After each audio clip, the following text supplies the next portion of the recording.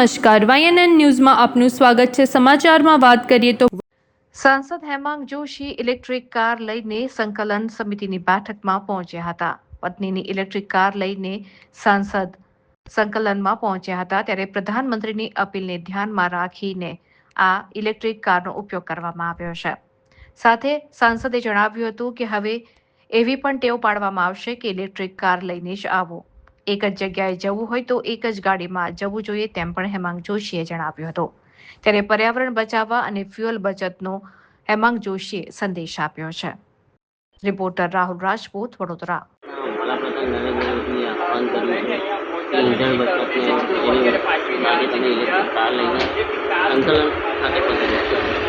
આપણા દેશના યશસ્વી પ્રધાનમંત્રીજીએ જ્યારે આ વૈશ્વિક પરિસ્થિતિઓને ધ્યાનમાં રાખી અને સમગ્ર દેશવાસીઓને જે આહ્વાન કર્યું છે અને આ આહ્વાનની અંદર તમામ દેશવાસીઓને જે અમુક અપીલો કરી છે એની અંદર એક મહત્વપૂર્ણ અપીલ એ ઈંધણ બચાવવાની પણ અપીલ છે।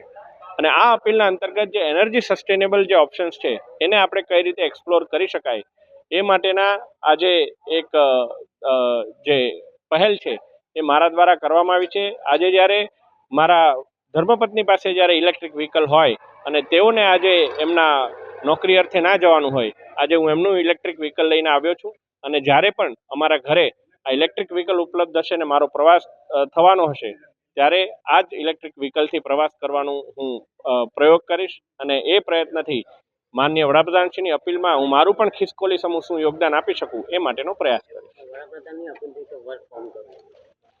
માનનીય મુખ્યમંત્રીશ્રીએ પણ આ અપીલને ધ્યાનમાં રાખી અને ગઈકાલે કેબિનેટની બેઠકની અંદર અમુક સૂચનો કર્યા છે। જે વિભાગોની અંદર વર્ક ફ્રોમ હોમ શક્ય બનશે ત્યાં જરૂર પડીએ એના માટે વિચારણા કરવામાં આવશે। Subscribe now and press the bell icon. Never miss an update.